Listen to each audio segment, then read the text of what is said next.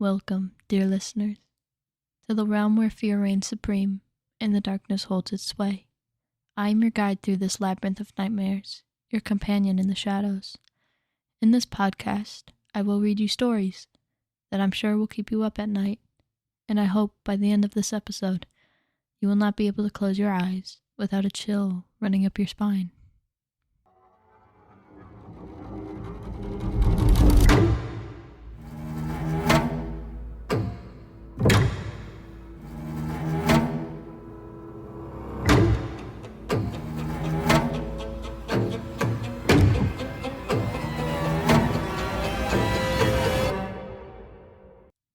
Episode 4, Infected Town.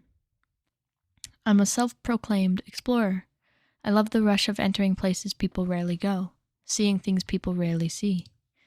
Given that I live in a large city, most of what I do is urban exploration, which generally consists of breaking into abandoned buildings and snapping picture after picture.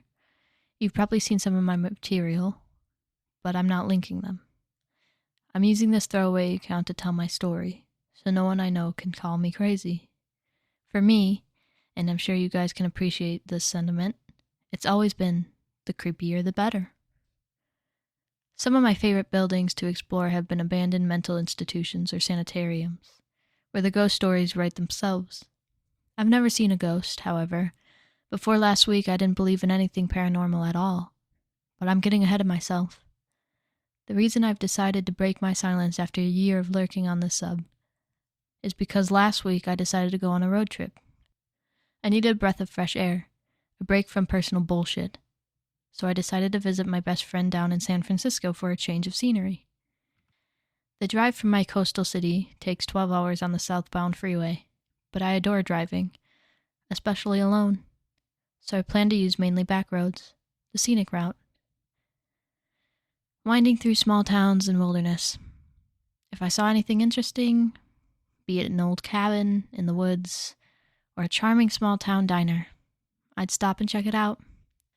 This extended my trip by a significant amount. I wound up driving 6 or 7 hours that first day. Near sunset, I started looking for a motel, but all I saw were trees and empty road. I refused to check my phone for a place to stay. Liking the spontaneity and false sense of 21st century danger, I was content in knowing I was going south and would reach civilization eventually. The sun was disappearing behind the trees, and a light rain began to fall, typical for this time of the year. I took my eyes off the road for a second, fumbled with the cigarette lighter, and realized it was getting a little too dark to see.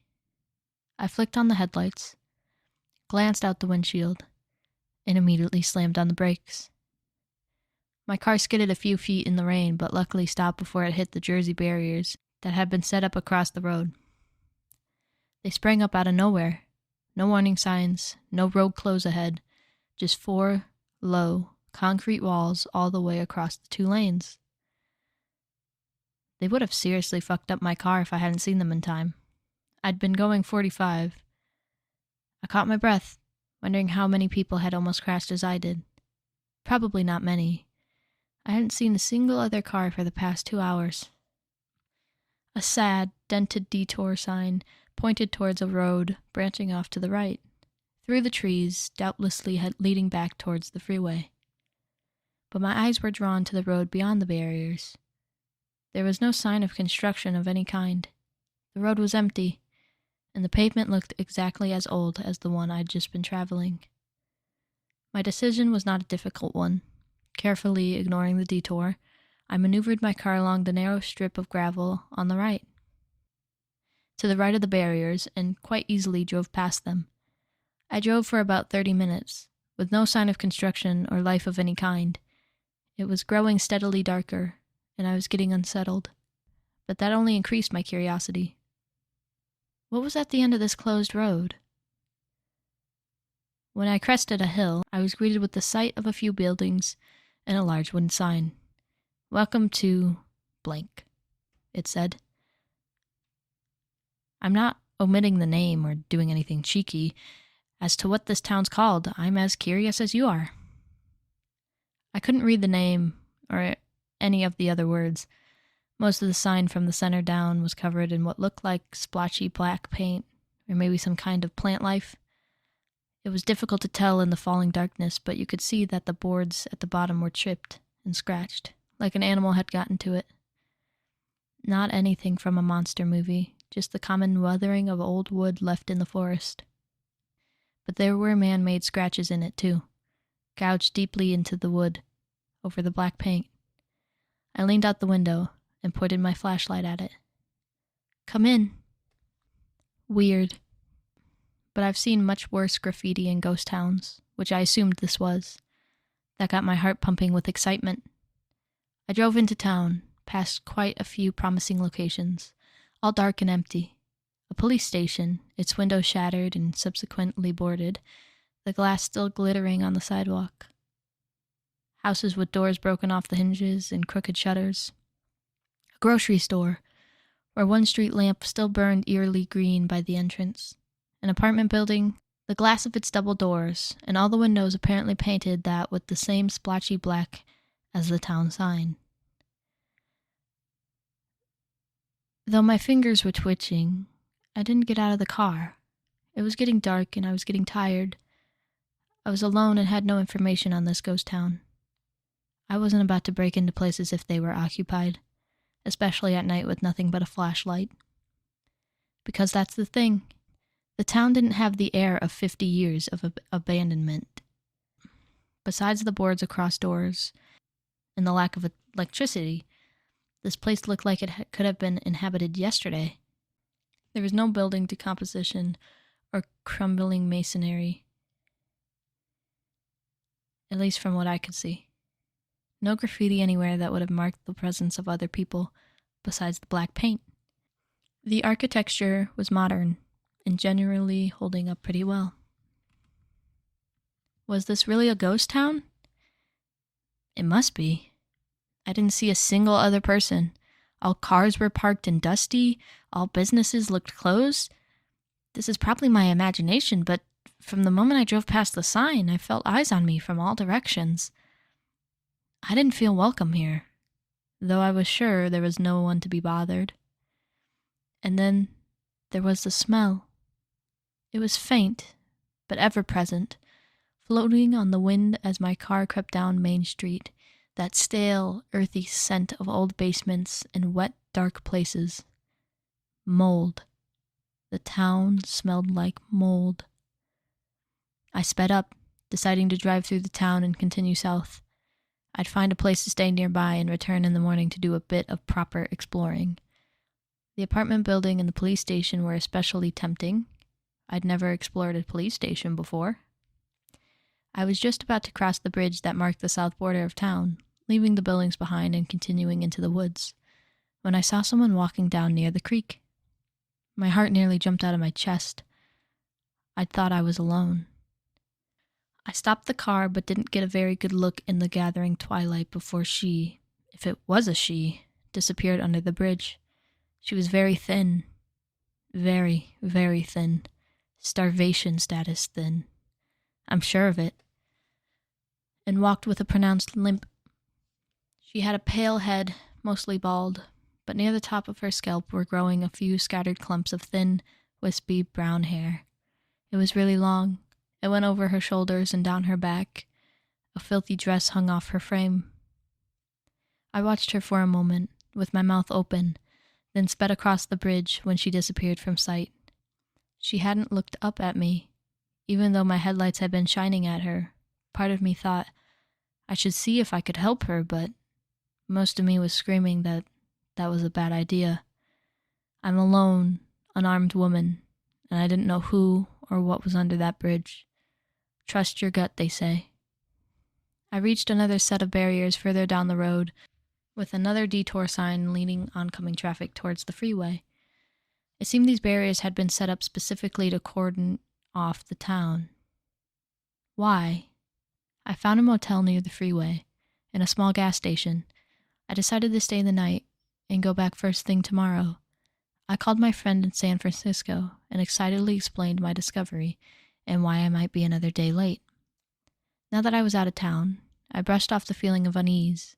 It had been quiet and eerie, and that lady was creepy as hell, but with the freeway only 10 miles away, I'd figured a transient had wandered along.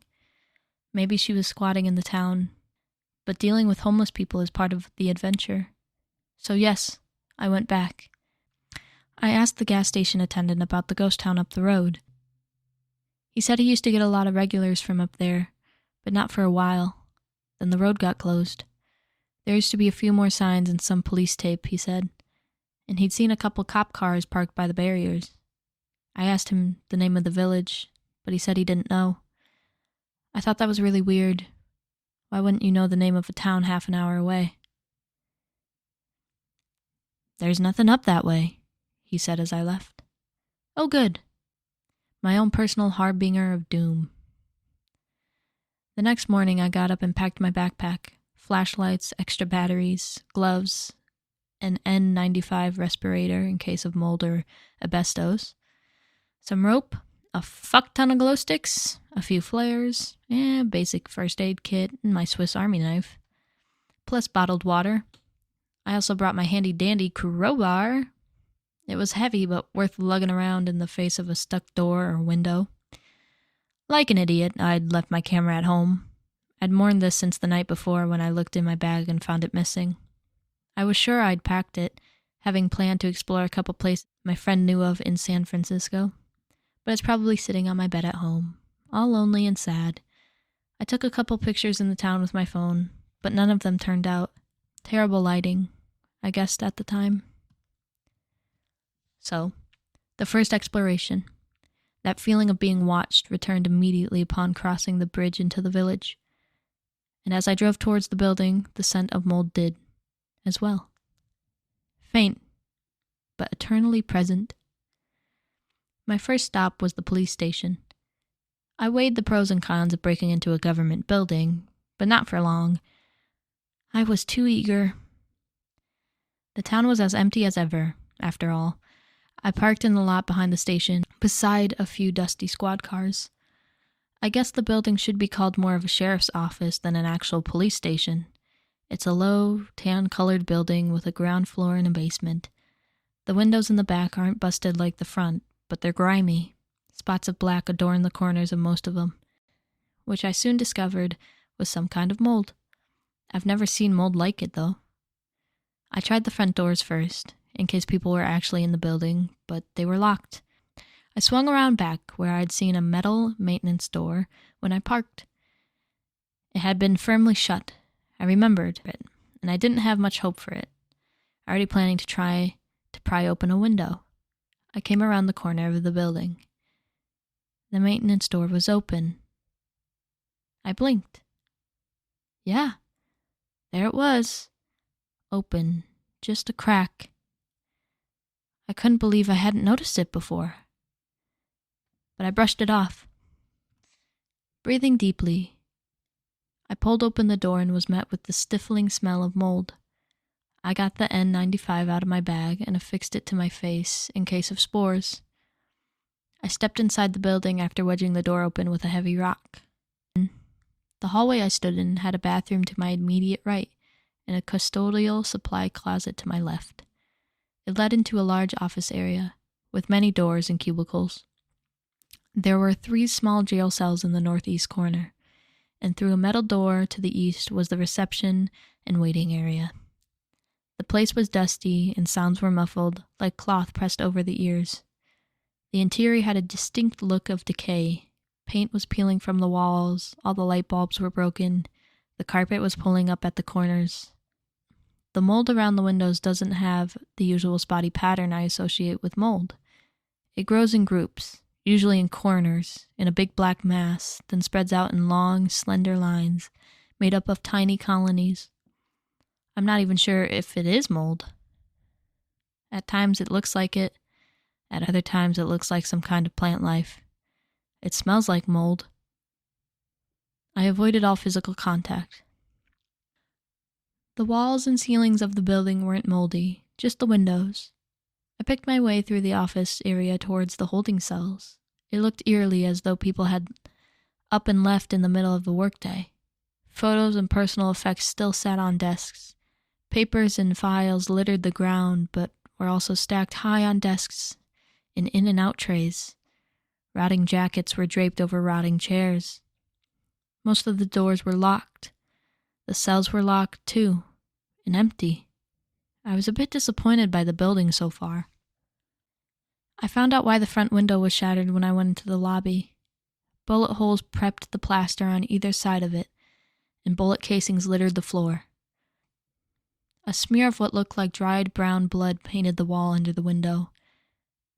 What had happened here? There were no bodies. Maybe it was an old crime scene, which was actually pretty cool. I tried taking pictures, but like I said, they didn't turn out. They just looked black or really blurry. Something moved to my left. I couldn't see it, but I heard the shifting of papers and something sliding across the carpet. I froze, pointed my light in its direction, and yelled, "Anyone in here?" No response. Heart rate quickening, I asked again. It was again met with only rustling. The noises came from behind the tall reception desk. I got up on my tiptoes and shone my light behind it. The noises stopped. I saw nothing. Just a swivel chair and a knocked-over phone. I couldn't see under the desk, and the door to the right that led into the reception area was locked. At this point, I assumed an animal was in there. Maybe a raccoon. Raccoons freak me out. They're vicious little shits. Don't let their adorable faces fool you. In any case, I decided to leave well enough alone and check out the basement. I've mentioned several times that this town made me feel watched. Upon stepping down those creaky wooden stairs and letting the door swing shut behind me, the feeling intensified tenfold.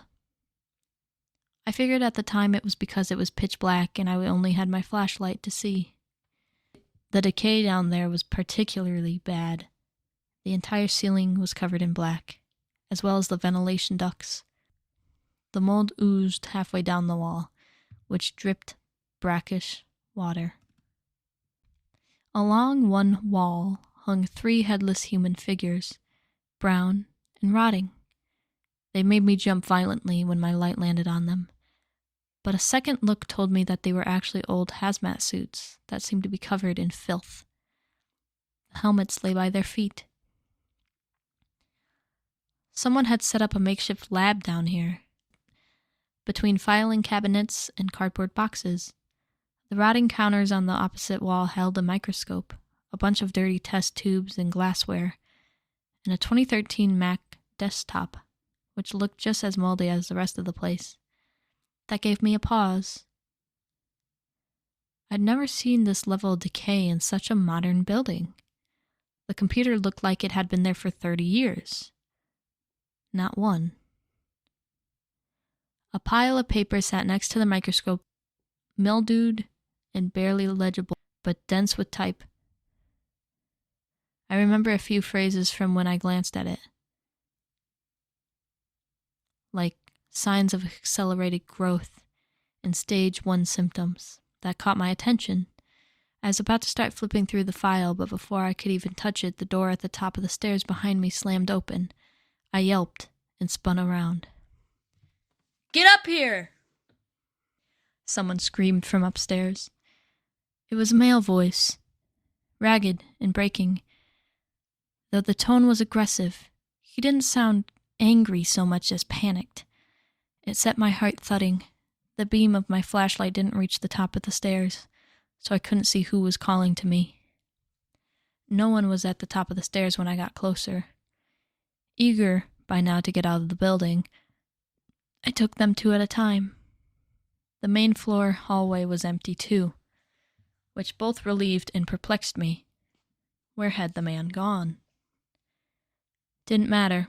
I decided to try to escape any form of trouble and made my way quickly towards the maintenance door I'd enter the building by. It had shut behind me. I noticed immediately, which meant someone else was definitely in the building. I raced towards it.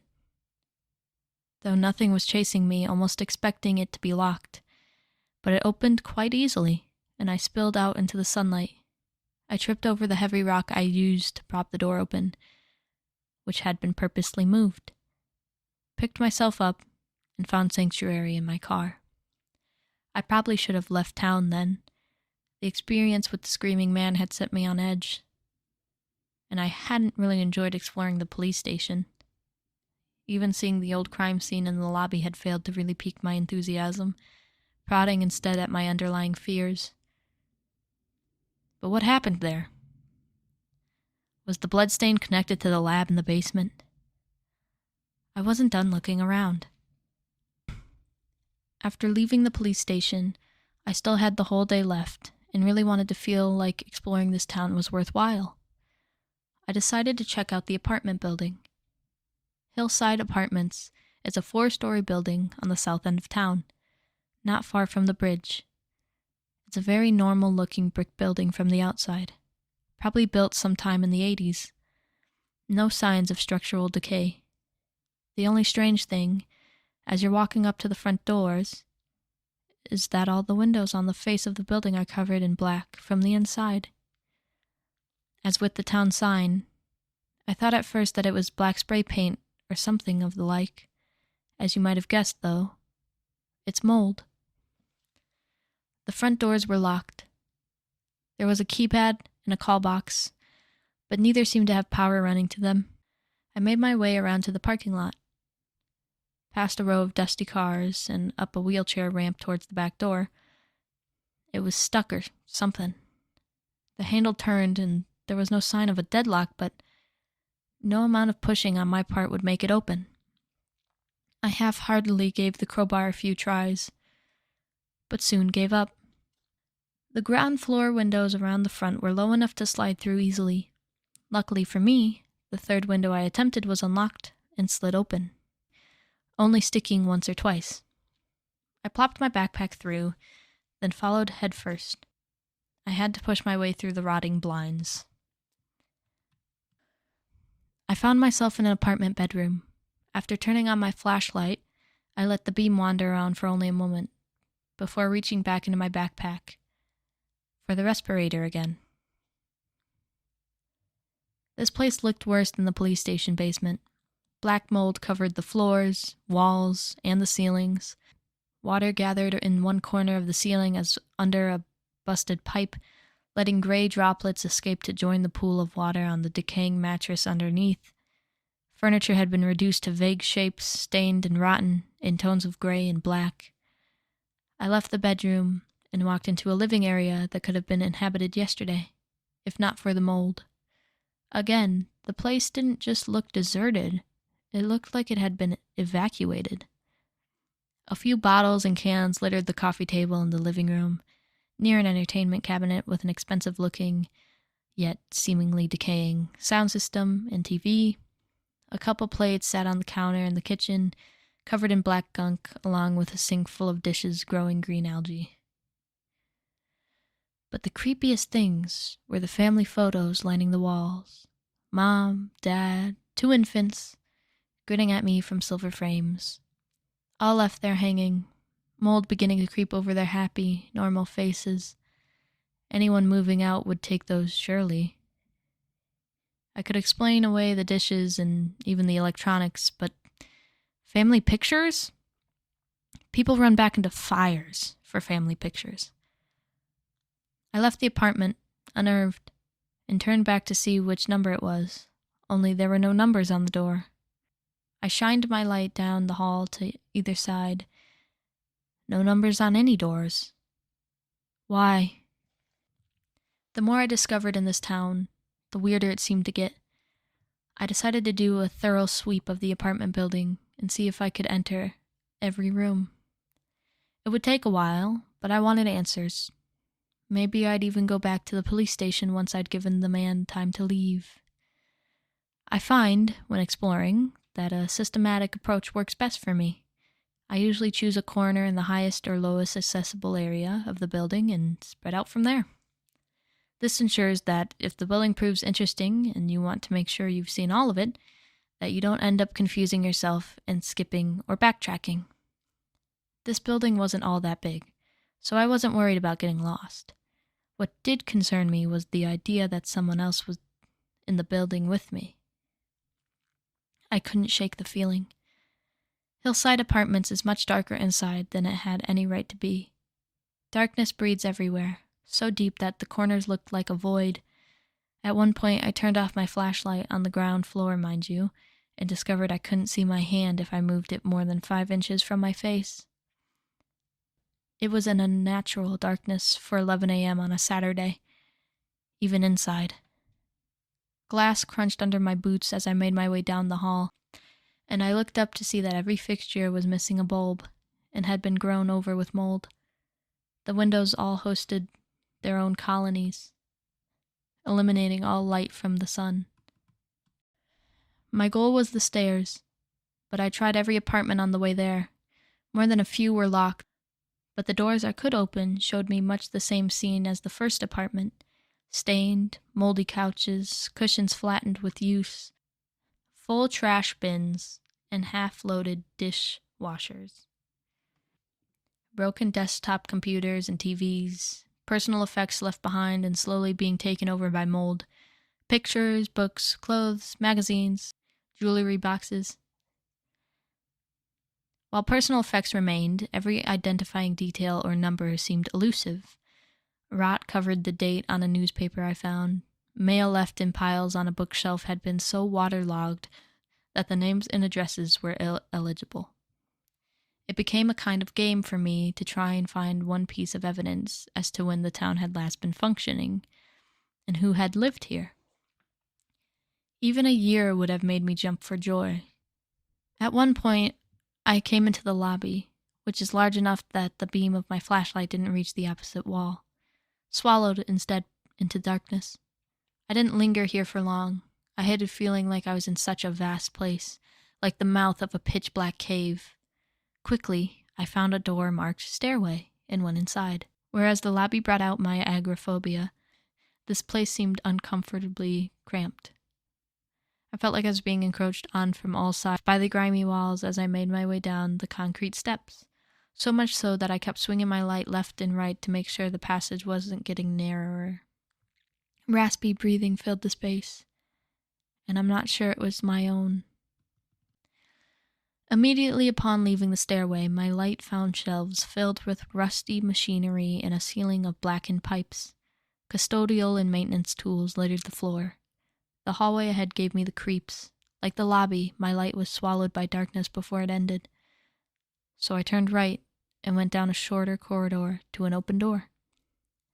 At first glance, things looked typical for the building. Decay reigned, but everything was recognizable.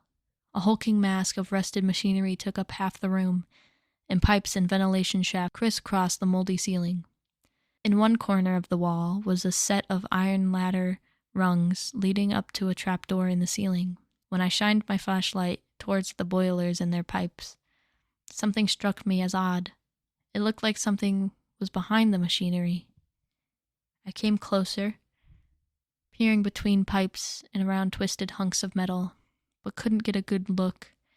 There was definitely something back there. Finally, I squeezed myself between a boiler and a wall, changed my flashlight to the other hand, and I got a good look at my discovery. It was laying on a pile of mold, as though the fungus had gathered around in a mound as a makeshift bed. Can mold pile up so high? I'm not sure what it was. It was tiny, smaller than most humans. It lay in the fetal position, all curled in on itself, except for its shriveled white legs, which hung at an unnatural angle from its hips. There were no toes or anything recognizable as feet, from what I could see, and no hands besides 2 fused masses of flesh at the end of its arms. I could see its ribs. Through its flesh on the torso, but all other details you associate with a human being were gone. No belly button, no nipples, no hair. It was too pale to be flesh-toned, with a hint of gray like a decaying corpse. The head was bald and withered. Its face was turned towards me. At least, I thought it was. There were no eyes, no nose, just a smooth expanse of pallid flesh over the largest mouth I'd ever seen. The creature was smiling, broadly, from ear to ear and chin to cheekbones. Its teeth were human-shaped but far longer and seemed fused together. There was no gap between the teeth of the upper jaw and teeth of the lower. I freaked out.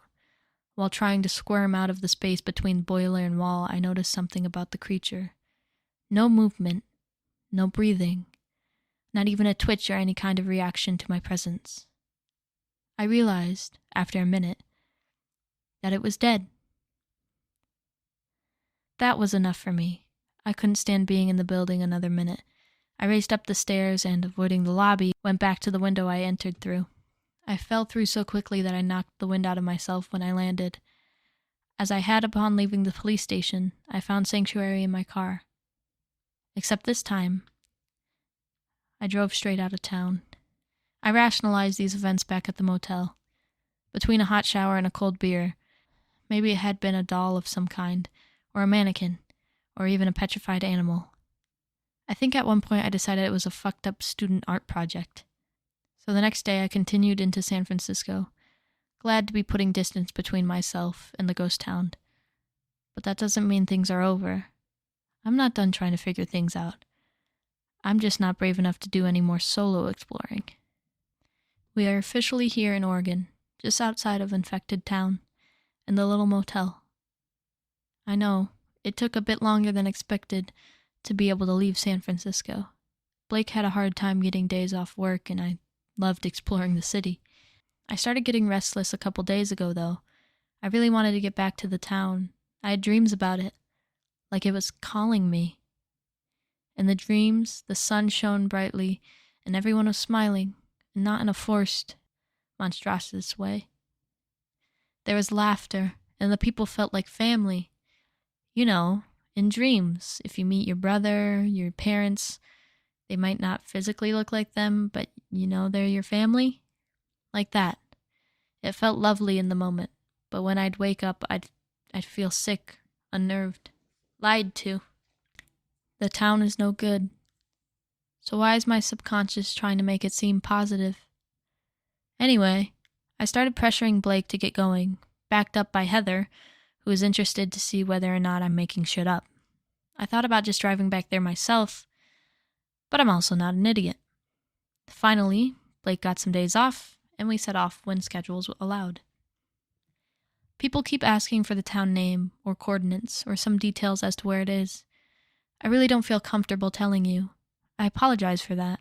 For one thing, I'm currently here, and I don't love the idea of a bunch of strangers knowing my exact location. For another, I don't like the idea of endangering people who try to visit the town. I regret even bringing Blake and Heather into this. Even though I told them about it before, I knew how serious it was. And to be brutally honest, part of me wants to be the only one with access, at least until I get some answers. I feel like a shithead for it, but that's the truth. Sorry. Really, I am. We didn't get to the town until after it was dark, and everyone was tired from the long drive. Heather wanted to just stop at the hotel, but I was eager to do some exploring. Blake, voice of reason, said it was too fucking dark. Don't be reckless, Claire. We compromised by taking a drive into town, with the understanding that we wouldn't get out of the car.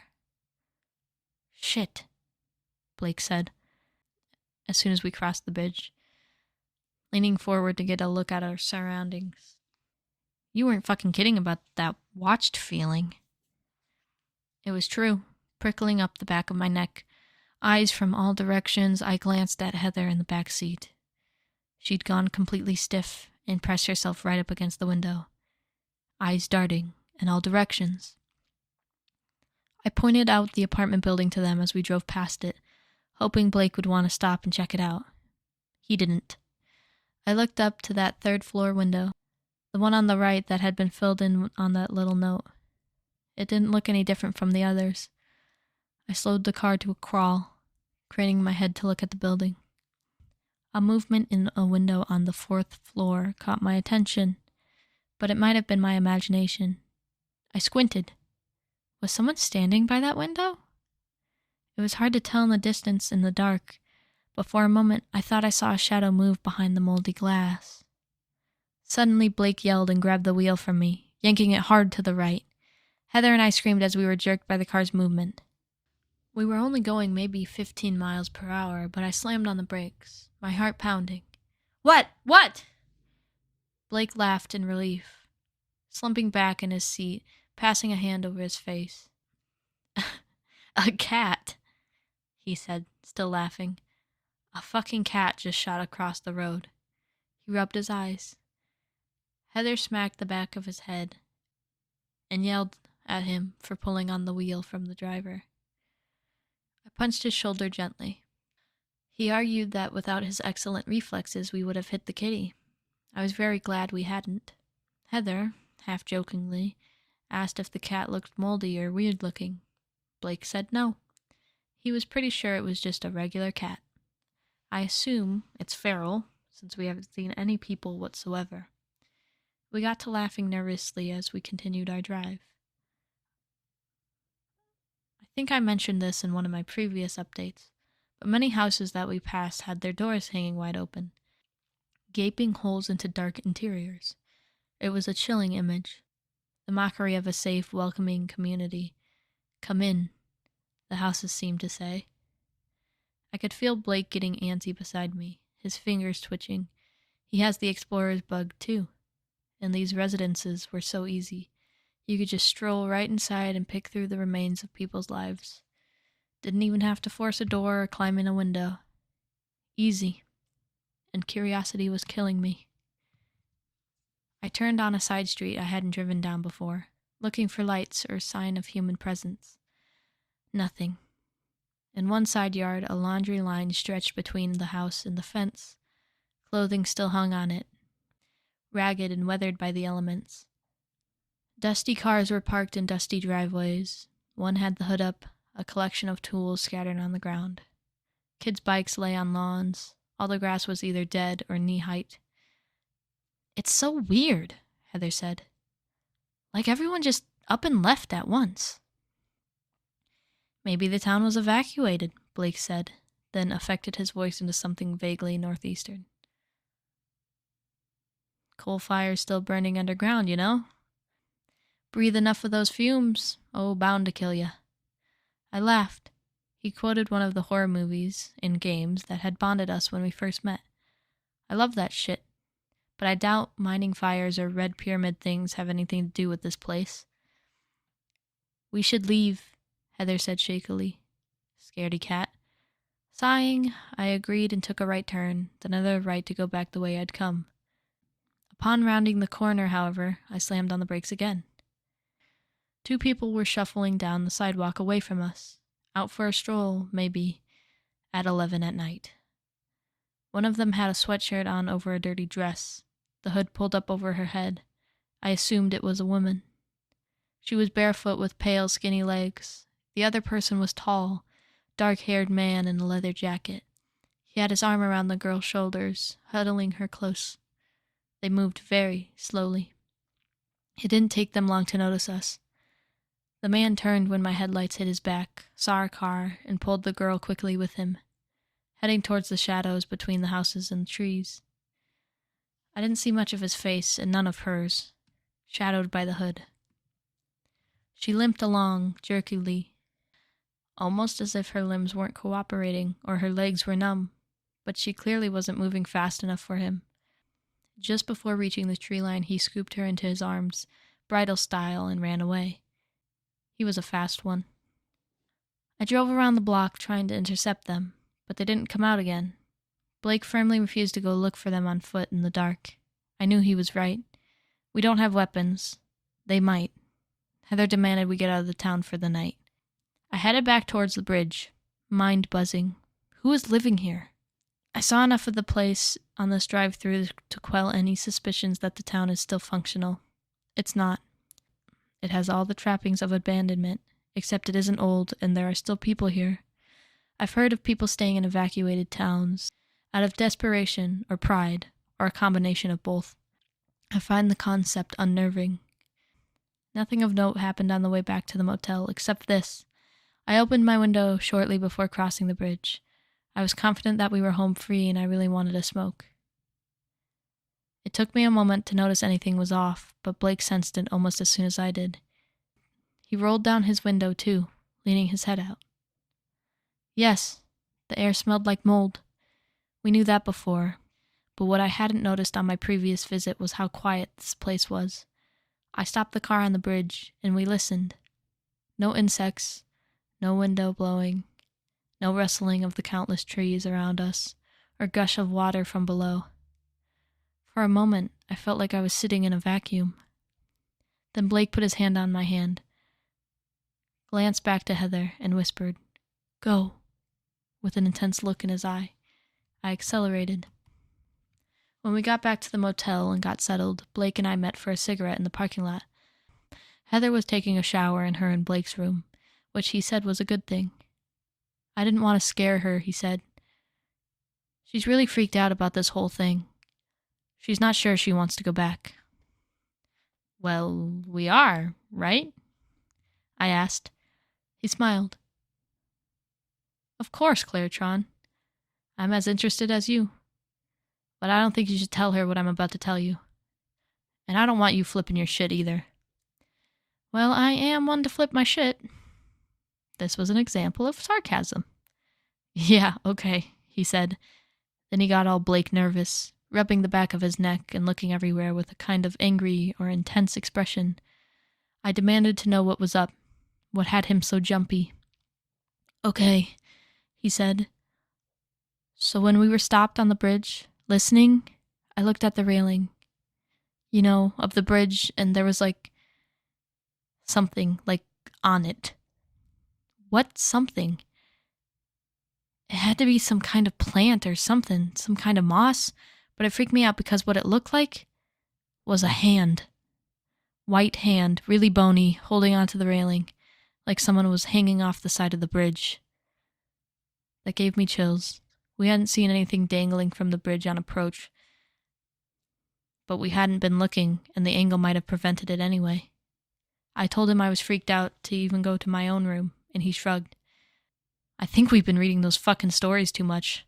They got me in my head. It was probably just a tree branch. A hand-shaped tree branch. Crazier things, right? All the same. He stayed up with me when Heather fell asleep and rewrote this. So that's where we are.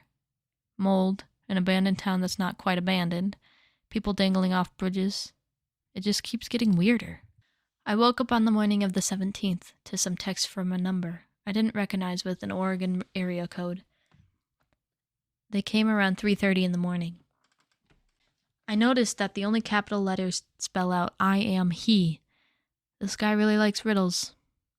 It pissed me off, but it also scared me. The unknown number could very well belong to someone in the infected town. I also got a text from a different number, one with a Chicago area code. The delivery time on that was 6:27 a.m., around 3 hours before I woke up. I rushed into Blake and Heather's room and showed them. Neither had received messages of any kind. On the way into town, we parked on the bridge to check out Blake's sighting of that hand. I noticed the silence again as soon as I stepped out of the car. Like the bridge marked the edge of the bubble where the atmosphere completely shifted. Heather played ignorant, but I think she guessed we weren't telling her something. She doesn't read this stuff. She says they freak her out. There was nothing on the railings of the bridge or anything hanging off. No tree branches or monsters. I jumped down beneath the bridge, followed by Blake, and I found a dry creek. No one was there, but along the banks was an obvious camp of some kind. Blankets and sleeping bags, a collapsed tent, and an empty fire pit. Someone had been here recently, evidenced by a few embers still glowing under the ashes. I wondered if it was the guy in the leather jacket and the girl. I wanted to go to the high school first, since that's what the Chicago number said I should do. Heather did not. She kept saying how it was a trap. We'd be ambushed. She was adamant. I decided to heed her advice. I planned on visiting it the next day anyway. Hopefully Heather would decide to stay back at the motel. To you, she probably sounds like the voice of reason, but I wasn't thinking like that. Nothing ventured, nothing gained. We went to the apartment building again instead, since I hadn't explored it thoroughly last time. We jumped in through the window I'd opened after we'd put on respirators, and I pulled my hair back. Heather and Blake both have short hair. It was the same as before. Oppressive, dark, horrible. Blake wanted to check out the basement first thing to see the creature's body. I was feeling brave with him by my side. He's always had that effect on me. So I agreed. Heather was looking uneasy, staying away from walls and hugging herself. She seemed sure we were about to be attacked. But when nothing happened as we passed through the lobby, she started to relax, and as we whispered to each other, it started to feel more like a regular exploration. Knowing what I know now, I couldn't believe I'd gone in there alone last time. The floors creaked and moaned above us as we moved towards the basement, probably just settling. I thought warily that those people we'd seen the night before could be in the building. The stairwell is probably my least favorite part of the building. I pointed out the boilers once we were in that room, saying I'd seen the body behind them. I didn't want to look again. Once was enough. But Blake eagerly squeezed himself into the space between the wall and the boilers and shone his flashlight back there. "Where is it?" he asked after a moment. "Like, right there?" I said, confused as to how he was missing it. It was pretty conspicuous. On top of that black pile of whatever. Blake slid back out of the space, shaking his head. "There's nothing back there." I ran to check. Sure enough, there was no body. The black pile seemed a bit bigger, but other than that, the area was empty. Maybe it hadn't been dead. It sure looked dead, though. Dead and mummified. I snapped a few pictures. Come to it, we took a lot of pictures down there. There were only a few that showed anything more than blurry darkness. In the first two, you can see the boilers to your right. It was taken from the door to the room. The last one is of about 25 that I snapped of the black pile. It was the only one that came out. Keep in mind this camera was set to normal settings with the flash on. Next, we headed back upstairs to the third floor. At my request, it was a long climb in that dark, claustrophobic stairwell. The third floor hallway was as decayed as the rest of the building. Most of the mold was on the ceilings and slowly spreading down the walls. Our feet crunched on the broken glass and litter. There were quite a few open doors up here, none of them numbered. Blake pointed his light into a room with an old model train set, which immediately attracted his attention. Heather followed him, but I only followed my own clue. I went down to the end of the hallway and found the apartment that had been shaded in that note left in my car the first day I visited. The door was closed but unlocked. I went inside. Whereas in the hallway outside the mold was sporadic along the walls, here the walls were all gray or black. I walked down the short entry to the living room. Moisture dripped from the corners. The blinds on the window were rotting off their hangers. A flat-screen TV rested against one wall. A gray, decaying couch sat opposite of it. A small laptop perched on one of the arms, seemingly untouched by the decay. I withdrew my spare sweatshirt from my pack, wrapped the computer in it, and decided to take it with me. I checked out a bedroom. The bed was flipped onto its side against the wall. A large black concave shape carved into the underside of the mattress. The vent was smaller than I'd imagined, only about 5 inches tall by 9 wide. Mold snaked from it, dense around the dark opening. I went back out to the living room and looked for anything else of interest, but didn't find much. I was about to head back to the door when a sound caught my attention. Thump, slide, thump, slide. Like a fucking campfire story. It was getting louder and louder. I called for Blake and set about trying to find its source. Thump, slide, thump, slide. For the life of me, I couldn't see where it was coming from. I checked every room, but it was loudest in the living room. I called for Blake again. No reply. Suddenly, there was a slam. I raced back to the front door to find it had been thrown shut behind me. Panic mounting, I scrambled to open it. Locked. I was trapped in this room. Before I could get my shaking hands to work the deadbolt, there was the loud sound of something banging against metal. I spun around just in time to see a vent cover high up on the wall behind me get torn from its screws and drop to the ground. An arm snaked out of the hole in the wall. white as candle wax. Long, twisted fingers clawed the air. Another arm came through, the hand groping for the wall underneath the hole. The other hand found the wall above and pushed. When the head appeared, I snapped out of shock, enough to scream. It was not the face I'd seen on the mold pile, but it was similar. White and gaunt with a stretched, too large smile. It had eyes, though they were closed. The lids seemingly fused together. It had hair, too, just a few short strands atop its skull. The head was tilted at an extreme angle to the left, so it could fit into the tiny space. But as soon as it cleared the edge of the vent, it jerked to the side and dropped to look at me upside down. Its neck must have been twisted 180 degrees. I screamed again. That horrible smile. I took my eyes off the creature moving towards me and clawed at the door handle. Blake was on the other side, shouting, furiously, banging at the wood. Heather was sobbing. The deadbolt stuck as I tried to turn it, and I cried out. Stealing a glance back at my pursuer, it had cleared its shoulders and most of its bony chest. Slowly slipping down the wall, its arms reached towards the ground. It was still smiling at me. I pushed against the deadbolt and was finally graced with the sound of a solid click. Crying, I threw the door open and rushed into Blake's arms. He immediately saw the creature and let out a panicked, "What the fuck?" Heather screamed. He pulled me away from it. It had touched the ground, its legs sliding out of the vent behind it, twisted and impossibly thin. It reached towards us. Then Blake slammed the door on it. Our escape is a blur until we were in the car, speeding towards the bridge. I found it hard to breathe, and Blake was driving, one hand rubbing my shoulder. Heather was huddled in the back, trembling violently. The laptop I'd stolen rested on my lap, still wrapped in my sweater. We made it back to the motel, and each took long showers, putting the clothes we'd worn into a garbage bag to wash. We didn't touch anything unless we wore gloves, but I don't know if that's even enough anymore. It might already be too late. I can't say I wasn't warned. Blake took a bunch of pictures on the 3rd floor. However, predictably, only one showed anything. A close-up of the mold on one of the walls in an apartment. Pretty disappointing, but it's what we have. I'm writing these and getting them up as fast as I can, but I'm finding it hard to focus. The exploring has left me tired, and now I can't sleep.